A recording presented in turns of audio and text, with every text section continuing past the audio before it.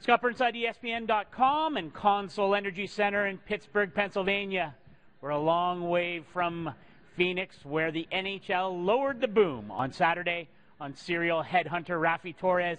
25 games after his massive attack on Marian Hossa earlier in this playoff year.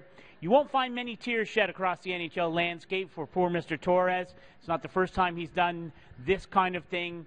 It's really been his stock and trade over the last few years, and really that was the basis for what was an enormous suspension handed down by Brendan Shanahan, the head of discipline for the NHL.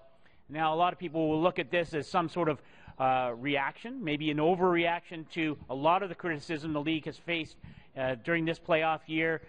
For instance, the failure to suspend Shea Weber after he crunched Henrik Zetterberg's head into the boards early in the Nashville-Detroit series. Weber getting just a fine for that. A lot of complaints about some of the other suspensions handed down that perhaps they weren't stern enough. The Torres thing has to be taken in isolation, though. This wasn't just for the Marian Hossa hit. This was the league saying, we are going to send a message to a player who has not learned his lesson about what is going to be acceptable in the NHL. And we talked to players in the Pittsburgh Penguins dressing room today, including Matt Cook, a player who's gone through a rather dramatic metamorphosis as a player, gone from among the most hated players in the league, off suspended. He was suspended last year for a total of 17 games, 10 in the regular season, and the entire first round of the playoffs a year ago. He's become a model citizen, a fine player, really hasn't been in any kind of trouble since then. One assumes that maybe Raffi Torres can take a page from Matt Cook's book and become a productive member of the NHL society again. Of course, he'll have to wait 25 games to find out whether he can do that.